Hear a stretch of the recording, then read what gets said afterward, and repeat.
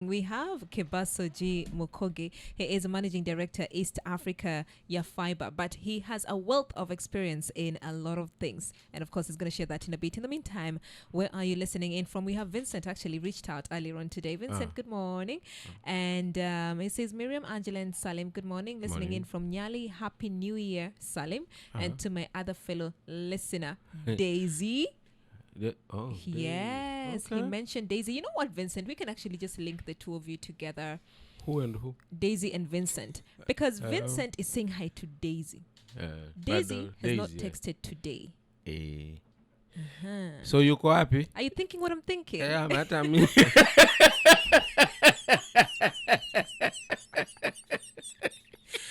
I think this message is coming from one household. Yeah.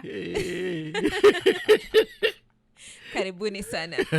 Safi sana. Kuna Amso Shupavu, asante sana kwa kutegea. Alafu kuna Honorable Mohamed Njalo anatusikiliza pale. Chief De Boy, asante sana. Full Junior. Alafu kuna Honorable Machaku Mthili. Jamani waheshimiwa nyinyi hapo. Mwingine anasema Omar Njama pamoja hadi tamati. Kikoneni kule Bumana anasikiliza. Kalama Kaingu anasema punguza kula. Aya, sawa. Lea Wehu anatusikiliza pale, lakini pia na Rajab Inadi, pia na Steven Karisa kutoka timu pamoja kama ndizi wanategea. Asanteni sana. Thank you for listening in studio. Now we do have the managing director, East African YaFibr, that is Kebaso Mokogi. Kebaso, good morning. Good morning. How are you doing? Well, I'm very well. Enjoying Mombasa weather. I can see that. You are so relaxed. Yes. Yeah. Yes. And you're trying to compare the weather in Mombasa right now and Nairobi. Yes. How different is it? Oh, it's lovely in Mombasa. It's hot in Nairobi. It is hot in Nairobi. Yes. Nishtua leo. Mbona unashtuka?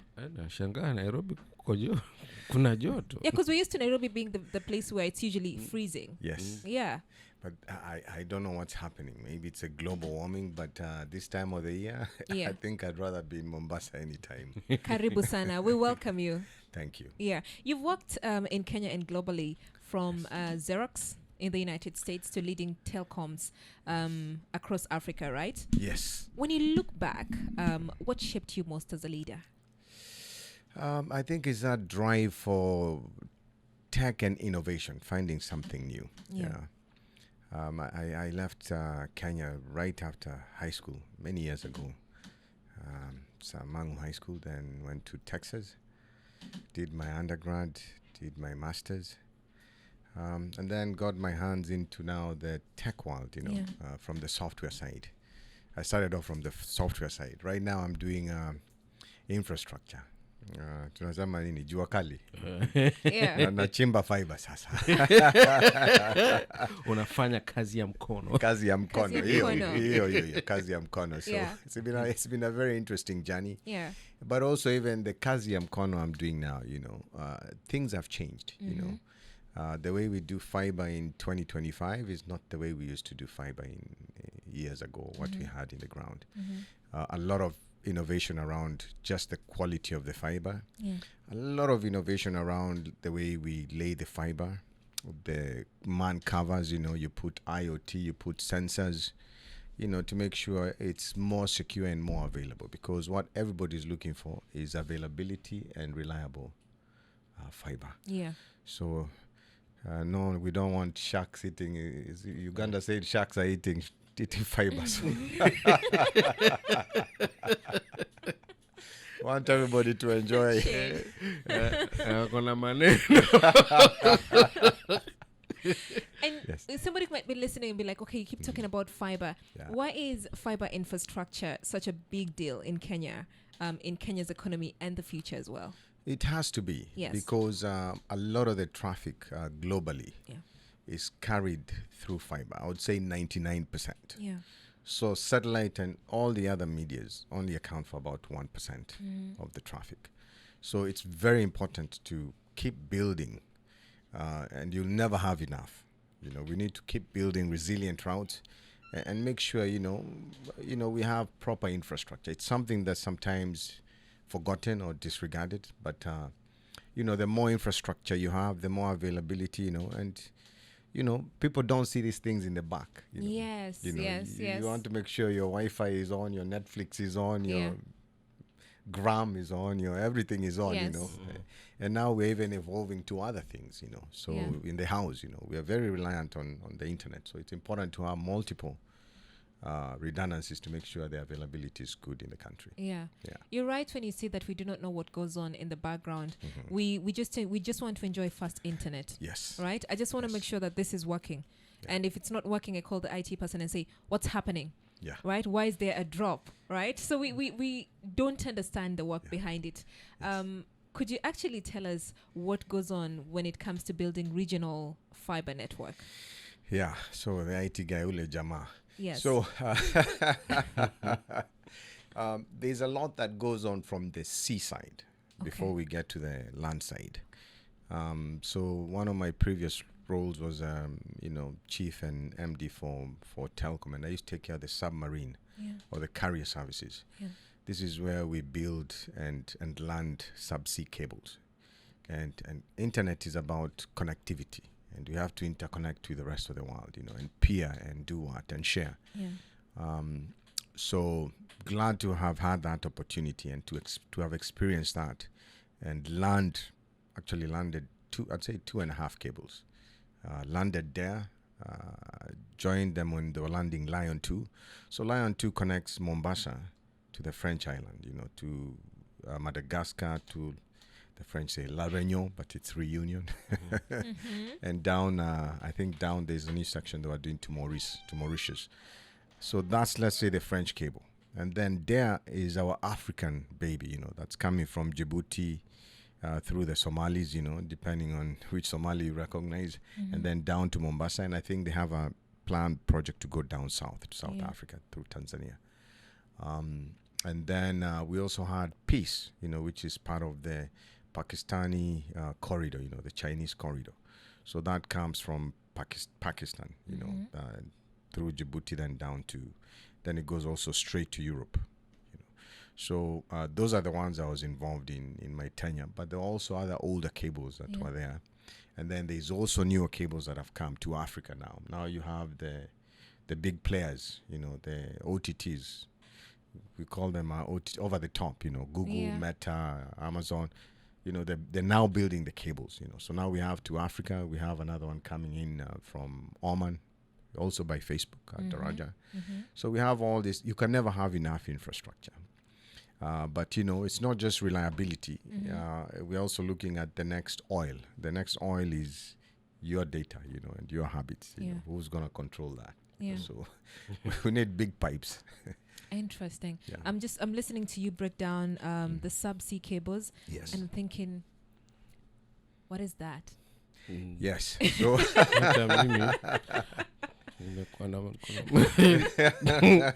Where? And you also mentioned the OTT.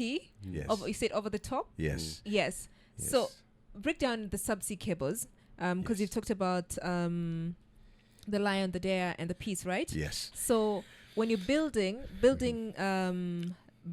and land the subsea cables, and now we have the OTT, Yeah. right? Yeah. What difference is the OTT bringing about as compared to the subsea cables, or at least the older subsea cables? interconnected? Yes. Yes. So the new subsea cables, can we say they've changed the way we interchange data? They're open.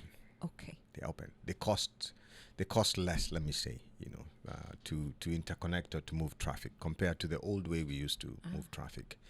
But more importantly is I think the ecosystem around that is more.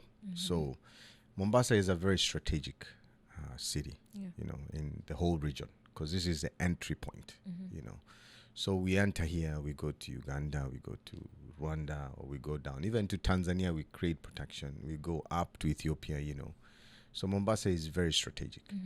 So when they all land here, then we need even data centers, aggregation points, So, what to a gram or what to even the Chinese guys, Tencent, Alibaba, they need racks. Yeah. So they need to be near here, and also near more eyeballs in Nairobi to collect their data or to move around their data.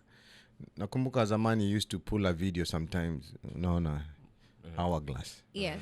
So some of that content now is here. So that's why you're able to click and you enjoy it, Okay. So if you pull a video and somebody else pulls it, it's available here. You don't have to go to London or Amsterdam to pull it. Then you have that little upstream. We say upstream. Yeah. So kila kitu iko hapa. So it's important to grow that ecosystem of content. And then Mombasa also, we need to, and this is something also we're having a conversation, is now we need to grow it to the next level of all this submarine stuff we are talking about here. What do I mean? We need a ship here, to maintain all the cables in the region. So right now, if there is a cut, you have to ask for a ship from either Fujairah, UAE, or you have to ask for a ship from Cape Town to come and repair. I think we had a cut in 2010. That was the last one. Yeah. No shark bite, just a cut. So, but to repair that also is a very technical process. But I think as a country, we have all the expertise, we have the people. We need to now look at how do we. The story of Kenya being an ICT hub, we need to elevate it. I like that. Yeah. Before we get there, what does a cut mean? You say what? So what exactly happened in 2010? What happened in 2010 is there's a corridor of ships that pass through, I guess, the harbor, the port. Okay. And one of the ships forgot to pull their anchor up. So ina drag huko chini. Najua tunazilei chini hapo kwa bahari.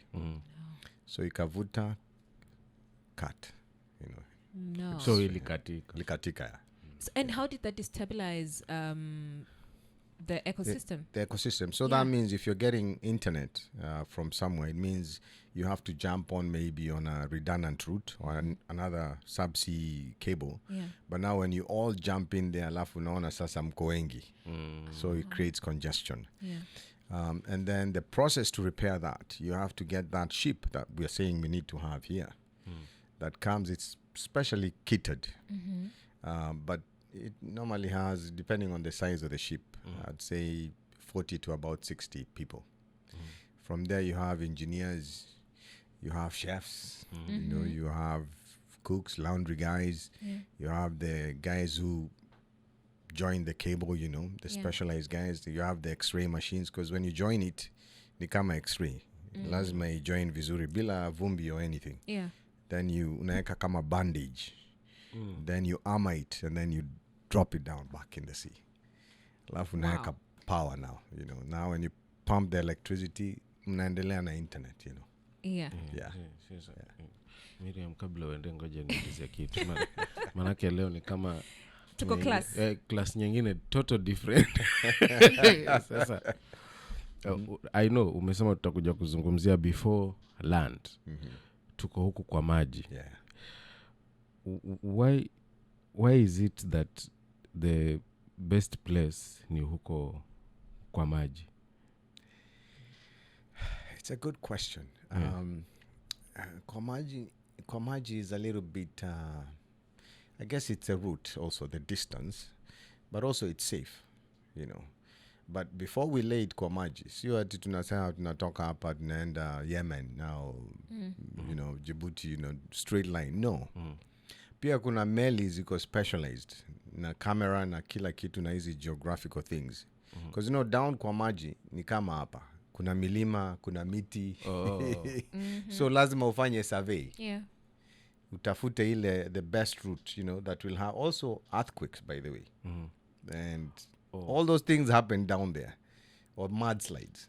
Kama kuna ingine cable cut ilikuwa West Africa, mudslide. Kulikuwa mudslide, kama zile za Meru. And that pushes the cable cuts, pressure cuts. Yes. So lazima tufanye hizi survey to make sure tuchague route that's best, for the cable so that it's available, to avoid, some of these incidents. And how you people identified Mombasa as kama naweza sema a landing site? How did that happen in your own world? In my own world. So it's very basic and very simple.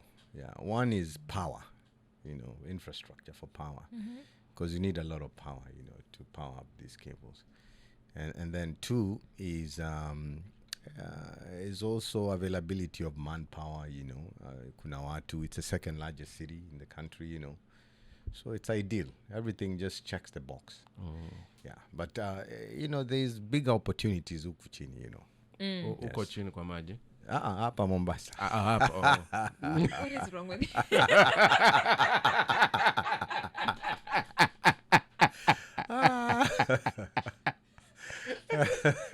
I need rescuing.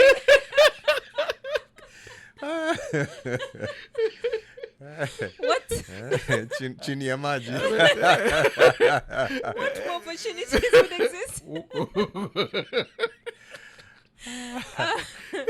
Do not mind us. Kebaso. It's okay. This is how we roll. In case there are more opportunities for him. Uko chini. Chini ya So maji. next Yeah. time. Chini ya waba. Okay. Yes. Let's look at now the future of work, right? Yes. I mean, looking at youth talent and now the future of work. Young people, at times they feel locked out of big industries like telecoms, right? What skills actually matter today in the telecom industry? What skills matter? Yeah. Skills matter? I think the range is wide, Okay. you know, right now. From, you know, everybody's talking AI, you know. Everybody's talking, you know, big data, you know, around analysis, around, you know, that kind of stuff. Yes. So AI, I think the applications are so wide and varied, you know. So if you're able to tool yourself with the basic, you know, AI tools, and then create models around solutions. So young people Yes. have an opportunity. They see, you know, if you have a challenge or a problem, it's an opportunity. You know, how can you, you know, create an artificial model that solves that problem? The problems are many. The problems are many. Yeah. And then also it's the data, you know. So we have all this data we are collecting. We're building all these things to collect data. Yeah. You know, and then now the data analysis side, you know, how can you analyze data to monetize it or to make an opportunity? So that is where the biggest chunk of opportunities will be, especially in this sector. When it comes to now analyzing data and using it as an opportunity. To build, Yes. build solutions, to monetize, to do what. And then, of course, the infrastructure will always build. So there's also opportunity kwa watu wa mkono kama mimi. Yes. but you started differently, sindio? Nilianzia huko nyuma. If you were starting today in Kenya, Kebaso, what path would you take? What path would I take? Yeah. I think you know, first the AI side is very open right now. Okay. You know, we've not. I mean, it's a new field. It's very new, yes. Yeah. And being Kenya being the first in the region, I think the space is conducive, you know, to advance and develop models, develop solutions.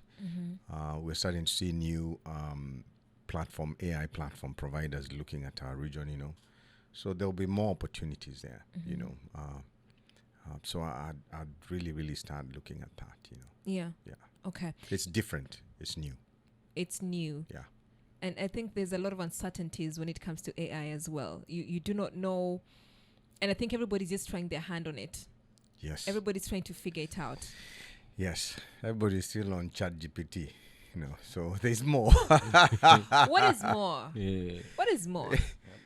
What do you think we have not tapped into? Yeah, when it comes to artificial intelligence, like what is more? I think there's a lot depending on what your passion is. Yes. You see, that's what I'm saying. It's so flexible.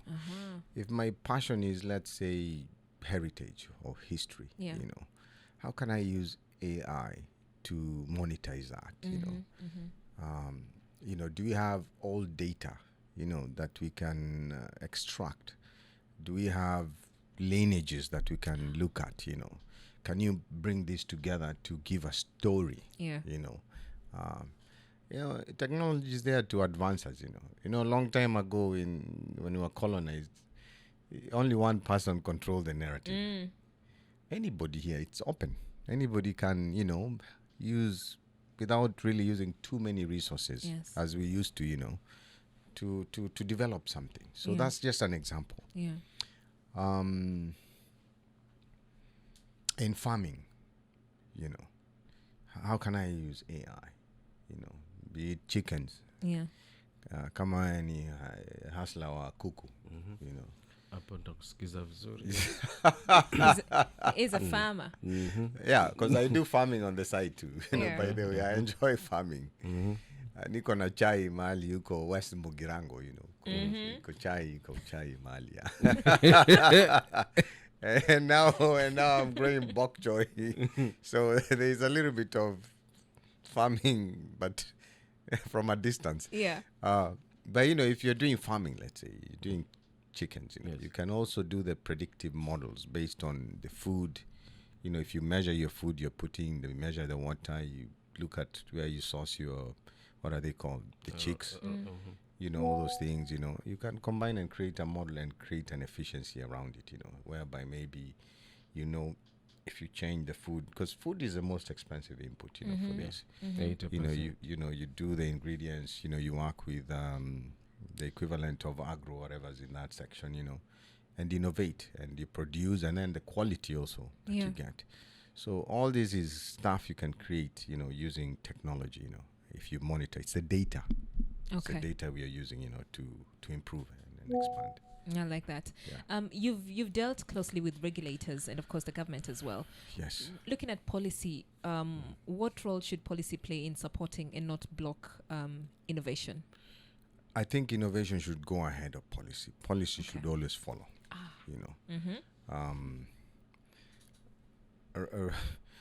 Right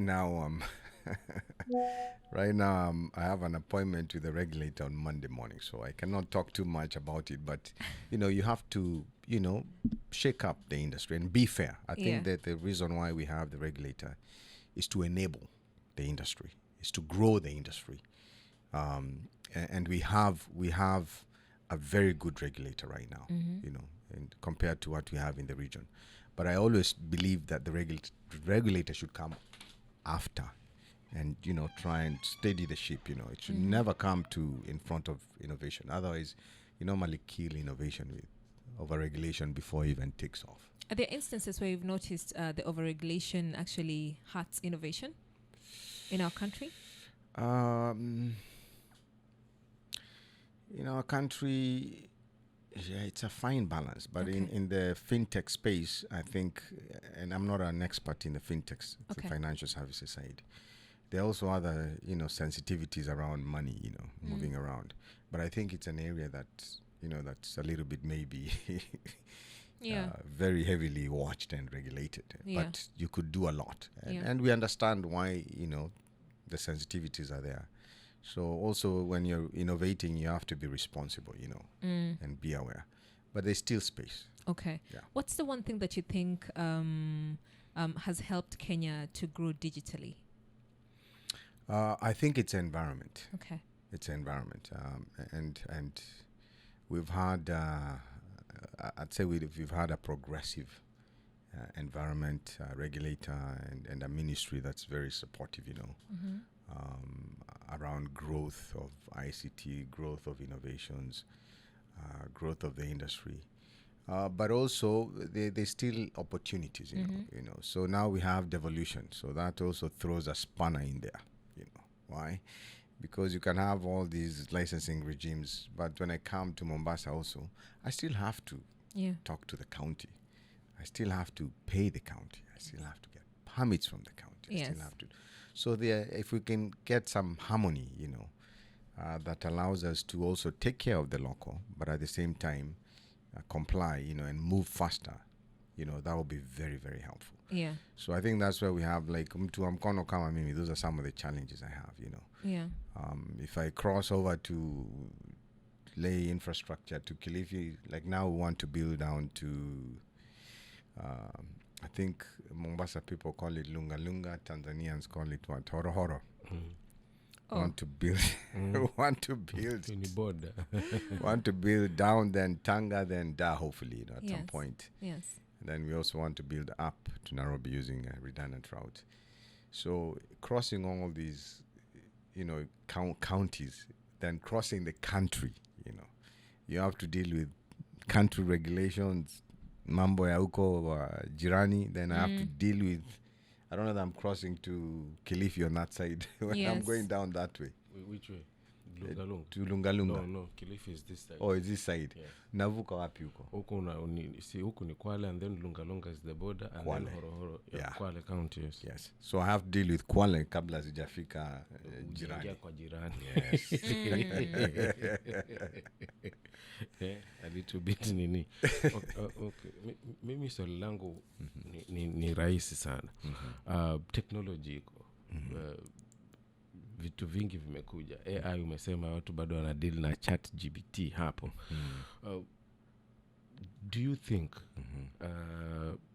hizi skills zenye ziko are they enough, or what skills should we need Kenya to thrive in that space? In that space, I think it never has to always increase the skill level, Okay. and open up access to skilling, skilling up our young people, because we have very brilliant young people, and I think we've seen this from the past year or two, and how they're able to maneuver, how they're able to get data, how they're able to, they're empowered, So we just need to skill them and give them an opportunity and an environment to thrive, That's the most important thing, And we have a big runway for that, We haven't even started taking off. We need to create more for the youth.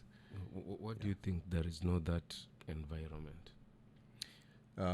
It's the facilities and enablement, And then also, we are changing as human beings, We're changing as human beings. The way these young people think and operate and work, they work in pods, in little... They work different. They think different. Yeah. So we have to adapt to that and make sure we're able to get the most production out of them. Some of them even work for 6 hours, but they work at night. During the day, you see them lazing around. They've already finished what they wanted to do. They're different. Yeah. So we have to adapt to that. Yeah. But if you enter into a normal situation, you'll be told, hey, your office is tatu sana, really, 8 this to 5. And these guys are not wired like that. Yeah. So also for the future, the jobs are changing.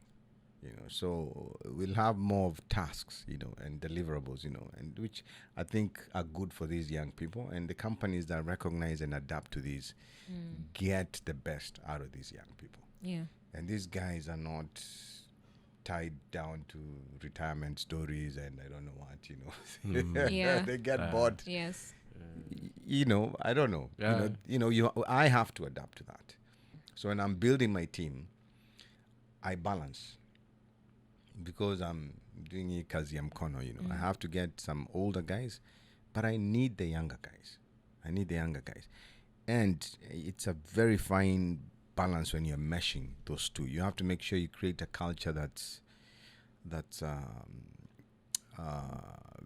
very reciprocal, and you have to, there are certain sensitivities you have to make sure are turned on to make sure these two coexist. Even in my previous roles, that's one of the things I always used to look out for. How do I integrate the young people, the old people, and make them work together? Because they have to learn from each other. Yeah, True. The young guys bring new stuff and they're disruptive. I always remember, I wouldn't mention the company, I used to have a head of department who was older, and then I was bringing in all these young guys from Strathmore, from JKUAT, because they have crazy ideas, and older guys used to structure, Sharia. Yeah. I say relax, all of us here have one objective, numbers, and how can we, utilize each other's strength. Yes. So you have to find a nice way to gel, the old and the two. It's a fine balance. Ni kama chef. Yeah. Usiweke chumvi mingi au maji mingi, Yeah. So it's an art. It's And an art and how that did you- yeah. I've learned over the years slowly. How did you do that? Because I'm looking at a generation that's very disruptive, Yes. right? Yes. And they don't want to be put in a box, Yes. right? Yes. And they honestly want to do things however way they Their feel way. like. Yeah. And then there's a generation that says, that has been taught Mhm. and that has been, this is the system. Yes. Follow the system. You Yes. don't go away from this. Yes. How then, as a leader, did you get to Yeah. create a beautiful balance where these two coexist? So you have to first you have to identify the tasks Okay. and what your priorities are. You know, what is your number one goal? What is your number two goal? You know, what do you want to achieve?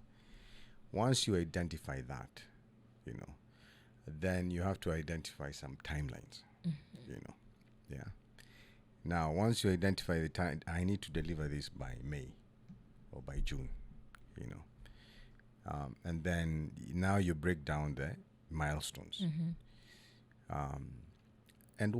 And the thing with these young guys is you have to be clear on communication and expectation. How is another story. They'll you figure it out. You have to be flexible on that. Don't try to manage them now. How? You have to be flexible there. Yes. Now, on this other side, the older guys also, them, they understand the deliverables, the timelines, you know. I think the thing that you have to pull back, the camber that you have to pull back is the how. Yes. And find a way for them to gel and have check-ins, you know, on the milestones, you know. And then now how they collaborate, you know, now that's now where you cook, you know, you make sure you're an enabler, Yeah. you know. Yeah. Okay. What's the biggest leadership mistake you've seen executives make? And what should they do instead? And we'll start with your mistake, actually. Yeah, I think in my earlier years, Yes. you have to listen. Okay.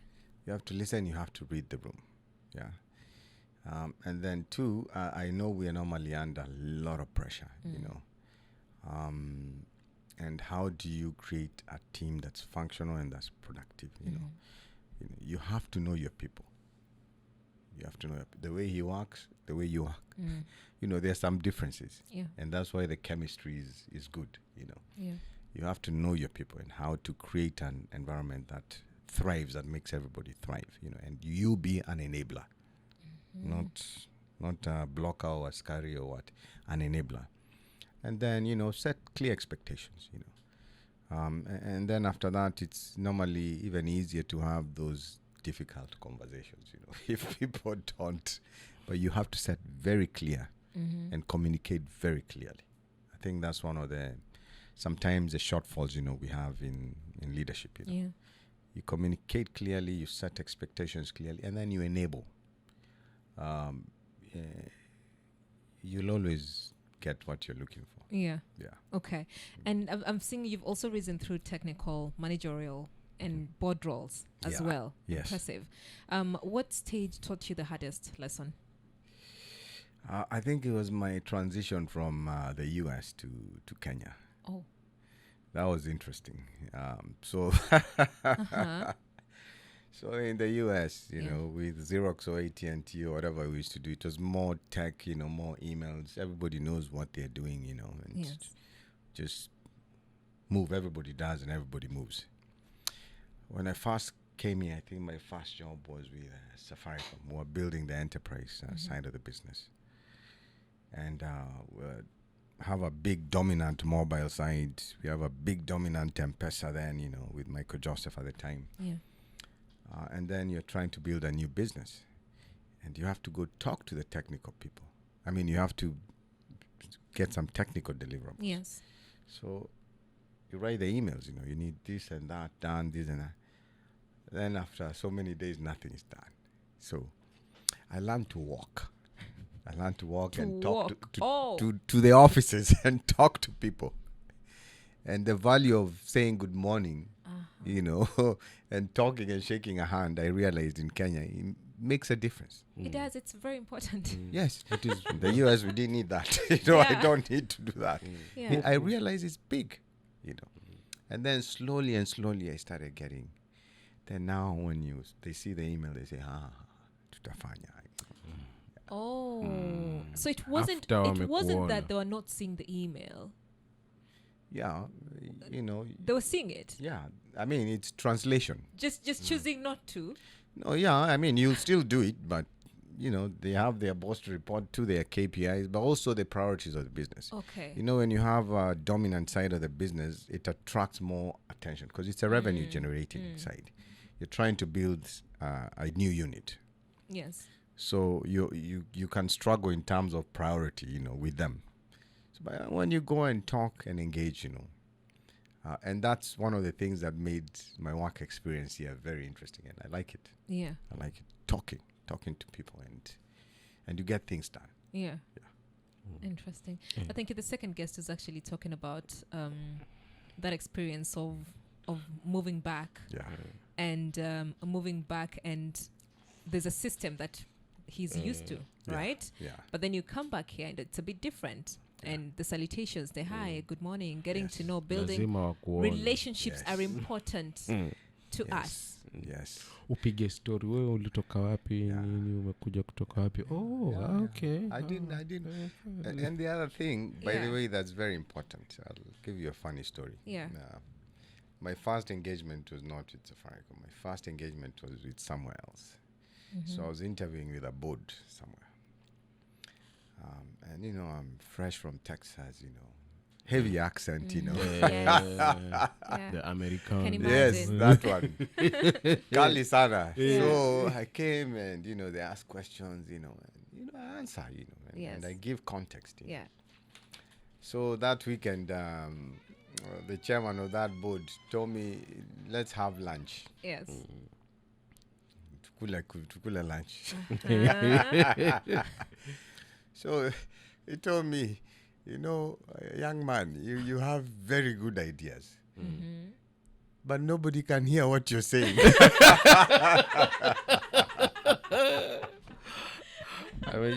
Anatuongelesha hapa kitrump. You know, No. Nobody can hear what you're saying. No. So say, go spend some time. Menda usalimie ma watchman huko. Oh my na God. watu, you know. piga story na watu wakawa huko. Ukirudi, Yes. ongea pole pole. Yes. Very important lesson. And also Yeah. something I learned. Yeah. You know, life is about learning. You have to adapt. You have to you have to listen, you have to adapt. Yeah. Don't try to make people to change. You have to Yes. adapt Yes. if you're in the environment. Yeah. I like that. So That's ukaenda interesting. kapiga story. Kind of kapiga- So you did Yeah. get the job. Did you get the job? I got the Safaricom job before that one came through. So I was happy where I went. Yeah. But I learned. Yeah. Yeah. A lot of lessons. Trump tulipoteza. Saizi anapiga story. So namsikia. You know, I can actually hear that. Yes. Inakuja inapotea. Yeah, no, I can get that. For a Kenyan, a young person who's listening right now, Yeah.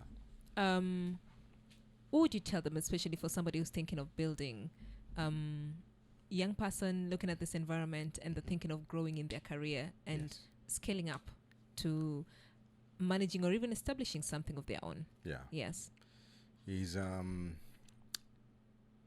just having that grit and focus. Okay. Don't let anybody tell you otherwise. You know, there's space for everybody. The thing is, the timing might not be according to your time, Yeah. but there's space and there's the opportunity. And sometimes you refine your ideas as you go along. You refine your path as you go along. You know. I went to college. I went to grad school. You know, I used to do software in the bank. Yeah. Sikujua in 2025 nitakuwa kazi ya mkono hapa, but I love it. Yeah. I enjoy it because it's legacy projects. We're building these dark fiber corridors, you know, around the continent, you know, that will open up, you know, the continent for our people. Yeah. Thank you so much. Thank you so much for making time today and for, speaking to us. And you know what? This conversation does not stop here because Kebaso is actually going to Swahili Pot Hub Foundation. We're going to have a fireside chat. I'll be there from 10 all the way to 11. And I think there we're going to get deeper into, his personal journey. Yeah, so I'm expecting you to show up at Swahili Pot Hub Foundation today. Let's have that fireside chat conversation still around tech and maybe innovation, and then also now on his personal life. Thank you for making time today. I'm looking for Swahili Pot has a magical thing around it. So Yes, it's magic. you'll love it. You'll see it. You'll see it. Nenda ukapige story. Sawa. You will love it. Sawa. Nashukuru. Karibu sana. Thank Karibu you. sana. From us to you, we say adios. It's been a good morning. Yeah, a wonderful one, of course. Kuanzia kule kwa umesema ni honorable. Yes, Honorable Nelly Chipchir, Chip. Principal Magistrate. Do not get her name wrong. Yes, hiyo. Alafu sasa tumekuja tukaingia lecture room. Yeah. Just a wonderful one. I know, right? Yeah, this one is I've learned. OTT. Is it OTT? Hiyo. Over There the you top. go. Over the top. I got it. Got it. Over the top. Over the top. See cables. See cables. And then you say that there's prospects Huko- kule chini ya huko maji. chini ya Yeah, man. We represent.